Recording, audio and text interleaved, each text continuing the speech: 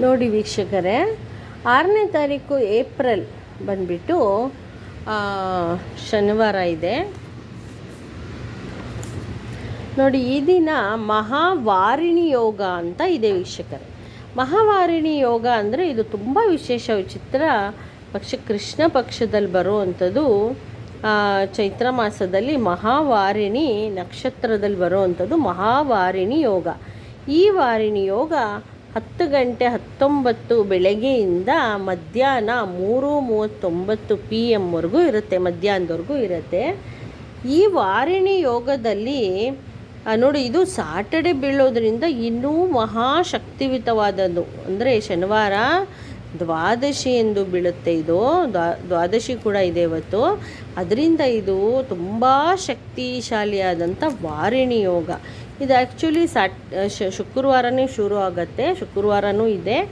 ಆದರೂ ಶನಿವಾರ ಮಧ್ಯಾಹ್ನವರೆಗೂ ಇದೆ. ಇದು ಶುಕ್ರವಾರ ಸ್ಟಾರ್ಟಾಗಿ, ಅದರಿಂದ ಈ ವಾರಿಣಿ ಯೋಗ, ಮಹಾವಾರಿಣಿ ಯೋಗದಲ್ಲಿ ಯಾರ್ಯಾರು ಏನೇನು ಕೆಲಸ ಮಾಡ್ತಾರೆ ಅವ್ರಿಗೆ 1000 ಪಟ್ಟು ಹೆಚ್ಚು ನಿಮಗೆ ಫಲ ಸಿಗುತ್ತೆ. ಯಜ್ಞ, ದಾನ, ಗಂಗಾ ಸ್ನಾನ, ನದಿ ಸ್ನಾನ ಮಾಡಬೇಕು ವೀಕ್ಷಕರೇ. ಈ ವಾರಿಣಿ ಯೋಗದಲ್ಲಿ ಯಾರು ಏನು ಅನುಷ್ಠಾನಗಳು ಮಾಡ್ತಾರೆ, ಏನೊಂದು ಪರಿಕ್ರಮಗಳು ಮಾಡ್ತಾರೆ ಅಂಥವ್ರಿಗೆ ಎಲ್ಲ ತುಂಬ ಒಳ್ಳೆಯದಾಗತ್ತೆ. ವಾರಿಣಿ ಯೋಗ ಅಂದರೆ ದಾನ ಮಾಡಬೇಕು, ನೀವು ಬಡವರಿಗೆ ದಾನ ಮಾಡಬೇಕು. ಅವತ್ತು ಶನಿ ತ್ರಯೋದಶಿ ಕೂಡ ಇದೆ, ಶನಿ ಮಹಾತ್ಮನ ತ್ರಯೋದಶಿ ಕೂಡ ಇದೆ. ಬಹಳ ಅಂದರೆ ಬಹಳ ಒಳ್ಳೆಯದಿದೆ. ದಾನ ಮಾಡೋದ್ರಿಂದ ಶನಿಗೆ ಪ್ರಿಯರಾಗ್ತೀರ. ಈ ಯೋಗ, ಈ ವಾರಿಣಿ ಯೋಗದಲ್ಲಿ ದಾನ ಮಾಡೋದ್ರಿಂದ ಶನಿದೇವರಿಗೆ ಪ್ರಿಯ ಆಗ್ತೀರಾ. ಮತ್ತು ನೀವು ಗಂಗಾ ಸ್ನಾನ ಮಾಡೋದ್ರಿಂದ ಇನ್ನೂ ಹೆಚ್ಚು ನಿಮಗೆ ನಿಮ್ಮೇಲಿರೋವಂಥ ದೋಷಗಳು, ಏನೇ ನಿಮಗೆ ಕಷ್ಟ ಇರಲಿ ಎಲ್ಲ ತೊರೆದೋಗುತ್ತೆ. ವಾರಿಣಿ ಯೋಗದಲ್ಲಿ ನೀವು ಸ್ನಾನ, ಜಪ, ತಪ, ಹೋಮ ಮಾಡೋದರಿಂದ, ನದಿ ಸ್ನಾನ ಮಾಡೋದರಿಂದ ತುಂಬ ಒಳ್ಳೆಯದಾಗತ್ತೆ. ಮತ್ತು ಶನಿದೇವರ ಆಶೀರ್ವಾದ ಸಿಗುತ್ತೆ ನಿಮಗೆ. ಶನಿನೇ ಕೊಡೋದು, ನೀವು ಚೆನ್ನಾಗಾಗೋದೆಲ್ಲ ಶನಿದೇವನಿಂದನೇ. ಅದರಿಂದ ಮತ್ತು ಅವತ್ತಿನ ದಿನ ಯಾರು ನೀರು ತುಂಬಿರೋ ಕಳಸಕ್ಕೆ ದೀಪ ಹಚ್ಚಿ ಪೂಜೆ ಮಾಡ್ತೀರಾ, ಕಳಸದ ಪಕ್ಕ ದೀಪ ಹಚ್ಚಿ ಪೂಜೆ ಮಾಡೋದ್ರಿಂದ, ನಿಮ್ಮ ಸಂಕಲ್ಪ ಇಟ್ಕೊಳ್ಳೋದ್ರಿಂದ ನಿಮ್ಮ ಸಂಕಲ್ಪ ಈಡೇರುತ್ತೆ. ಅಂದರೆ ನಿಮಗೆ 1000 ಪಟ್ಟು ಒಂದು ಆಶೀರ್ವಾದ ಸಿಗುತ್ತೆ. ಗಂಗಾ ಸ್ನಾನ ಮಾಡಿ ಪೂಜೆ ಮಾಡೋದ್ರಿಂದ, ಒಂದು ಕಳಸದ ತುಂಬ ನೀರಿಟ್ಬಿಟ್ಟು ನೀವು ಪೂಜೆ ಮಾಡಬೇಕು ಶನಿವಾರದ ದಿನ. ಹೀಗೆ ಮಾಡೋದ್ರಿಂದ ನಿಮಗೆ 1000 ಪಟ್ಟು ಫಲ ಸಿಗತ್ತೆ.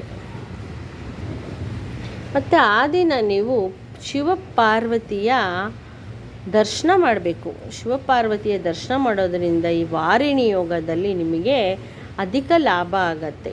ಏನೇ ಒಂದು ಕೈ ಹಾಕಿದ್ರೂ ಅಷ್ಟೇ ನೀವು ಅದು ಸಕ್ಸಸ್ ಆಗತ್ತೆ.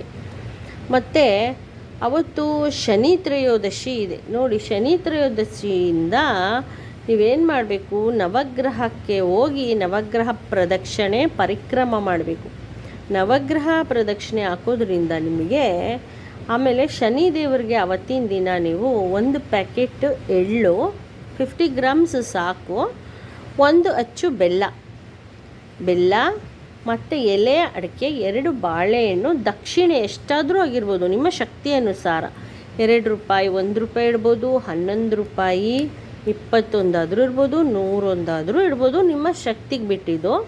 ಮತ್ತು ಆವತ್ತಿನ ದಿನ ನೀವು ಶನಿದೇವರಿಗೆ ನವಗ್ರಹದಲ್ಲಿ ತಲೆಗೆ ಸ್ನಾನ ಮಾಡ್ಕೊಂಡು ನೀವು ತುಳಸಿನ ತಗೊಂಡೋಗಿ ಶನಿದೇವರ ಮೇಲೆ ಇಡಬೇಕು, ಅರ್ಪಿಸ್ಬಿಟ್ಟು ನೀವು ಈ ಎಳ್ಳು ಪ್ಯಾಕೆಟು, ಎಲೆ ಅಡಕೆ, ದಕ್ಷಿಣೆ, ಬೆಲ್ಲ ಇಷ್ಟು ನೀವು ಅರ್ಪಿಸ್ಬಿಟ್ಟು ಅವತ್ತು, ಯಾಕೆ ಅಂದರೆ ಶನಿ ಪ್ರದೋಷ ಇರೋದ್ರಿಂದ ನಿಮಗೆ ತುಂಬ ಅನುಕೂಲ ಆಗುತ್ತೆ ನೋಡಿ.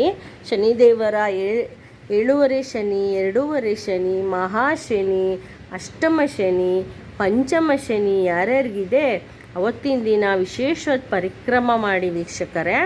ಮತ್ತು ನೀವು ನಿಮ್ಮ ಶಕ್ತಿ ಅನುಸಾರ ಶನಿದೇವನ ಆಲಯಕ್ಕಾಗಲಿ ಶಿವದೇವರ ಆಲಯಕ್ಕಾಗಿ ನೀವು ಅರ್ಧ kg ಎಳ್ಳೆಣ್ಣೆ ಅಥವಾ 1 kg ಎಳ್ಳೆಣ್ಣೆ ನಿಮ್ಮ ಶಕ್ತಿ ಇದ್ದಷ್ಟು ನೀವು ಕೊಡ್ಬೋದು.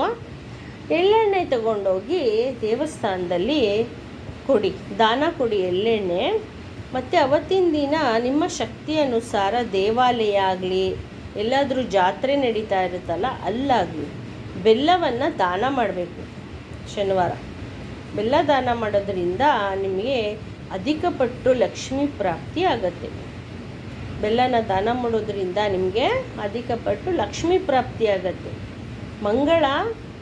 ಮಂಗಳ ಸ್ಟ್ರಾಂಗ್ ಆಗುತ್ತೆ. ಈಗ ಮಂಗಳ ತನ್ನ ಮನೆಯನ್ನು ಬದಲಾಯಿಸ್ತಿದೆ, ಅಂದರೆ ಕುಂಭರಾಶಿಗೆ ಬಂದು ಕೂತ್ಕೊಳ್ತಾ ಇದೆ. ಅಂದರೆ ಶನಿದೇವ ಹಾಗೂ ಮಂಗಳದೇವ ಇಬ್ಬರೂ ಇವಾಗ ಒಟ್ಟಿಗೆ ಒಂದೇ ಮನೇಲಿ ಕೂರ್ತಾ ಇದ್ದಾರೆ. ಅದರಿಂದ ನೀವು ಶನಿವಾರ ದಿನ ಎಳ್ಳು ದಾನ, ಬೆಲ್ಲ ದಾನ ಮಾಡಿ.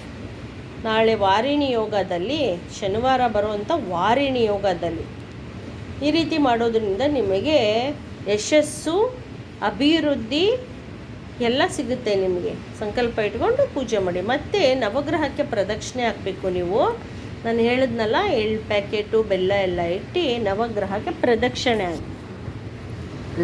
ಹಾಕಿದ್ಮೇಲೆ ನೀವು ಪೂಜೆ ಎಲ್ಲ ಇಟ್ಟು ಆದಮೇಲೆ ನೀವು ಮತ್ತೆ ದೇವರನ್ನು ಮುಟ್ಟಬಾರ್ದು. ಅಲ್ಲಿ ನವಗ್ರಹ ದೇವರನ್ನು ಈಗ ಇಟ್ಬಿಟ್ಟು ನೀವು ವಾಪಸ್ ಹಿಂದೆಗಡೆಯಿಂದ ಬಂದು ಈಚೆ ಬರಬೇಕು.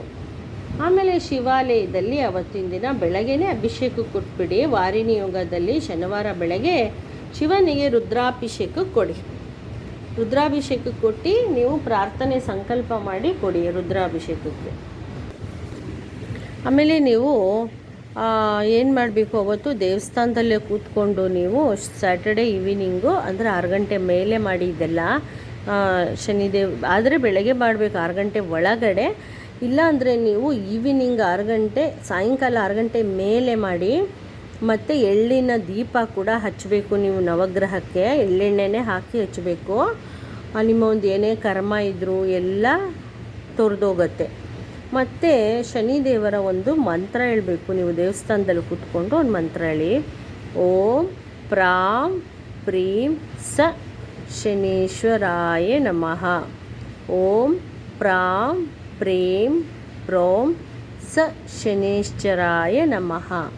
ಓಂ ಪ್ರಾಂ ಪ್ರೀಂ ಪ್ರೋಂ ಸ ಶನೀಶ್ವರಾಯ ನಮಃ ಅಂತ ನೀವು ಒಂದು 21 ಸರಿ ಹೇಳಿ.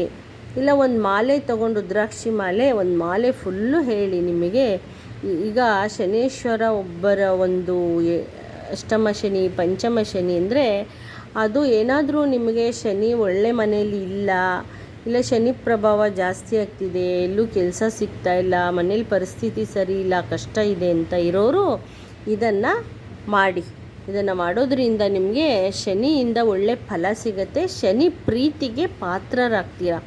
ಶನಿದೇವನ ಒಂದು ಪ್ರೀತಿ ಗಳಿಸ್ಬೇಕು ಅಂದರೆ ನೀವು, ನಿಮಗೆ ಕಷ್ಟ ಬರಬಾರ್ದು, ಶನಿ ದೆಸೆಯಲ್ಲಿ ಅನ್ನೋದಾದರೆ ನೀವು ಈ ಒಂದು ಪರಿಕ್ರಮಗಳೆಲ್ಲ ಮಾಡಿ. ನಾನು ಹೇಳಿರೋದನ್ನು ಶನಿದೇವರ ಮಂತ್ರ ಜಪ ಮಾಡಿ. ಶನಿ ತುಂಬ ಪ್ರೀತಿ ಆಗ್ತಾರೆ ನಿಮ್ಮ ಮೇಲೆ. ಮತ್ತು ಶಿವನಿಗೆ ಅಭಿಷೇಕ ಮಾಡೋದ್ರಿಂದ ಶನೇಶ್ವರನಿಗೆ ಇನ್ನೂ ಬಹಳ ಪ್ರೀತಿ ಆಗ್ತೀರಾ. ಆಮೇಲೆ ಏನು ಮಾಡಬೇಕು, ನೀವು ಈ ಶನಿದೇವರ ಮಂತ್ರ ಆದಮೇಲೆ ಆದರೆ ಸಾಧ್ಯವಾದರೆ ದೇವಸ್ಥಾನದಲ್ಲಿ ಮಾಡಿ, ಇಲ್ಲ ಮನೆಗೆ ಬಂದು ಮಾಡಿ. ಮನೇಲಿ ಬಂದು ನೀವು ಶಿವನ ಪಂಚಾಕ್ಷರಿ ಮಂತ್ರನ ಜಪ ಮಾಡಬೇಕು. ಯಾವುದು ಶಿವ ಪಂಚಾಕ್ಷರಿ ಮಂತ್ರ ಅಂದರೆ ಓಂ ನಮಃ ಶಿವಾಯ, ಓಂ ನಮಃ ಶಿವಾಯ, ಓಂ ನಮಃ ಶಿವಾಯ. ನೋಡಿ ವೀಕ್ಷಕರೇ, ನಾನು ಹೀಗೆ ಈ ಒಂದು ವಿಡಿಯೋಲಿ ಹೇಳೋದನ್ನು ನೀವು ಪೂರ್ಣವಾಗಿ 3 ಬಾರಿನೂ ಕೇಳಿಸ್ಕೋಬೇಕು. ಶನಿದೇವರ ಮಂತ್ರನೂ ಅಷ್ಟೇ, ಶಿವನ ಪಂಚಾಕ್ಷರಿ ಮಂತ್ರ ಅಷ್ಟೇ.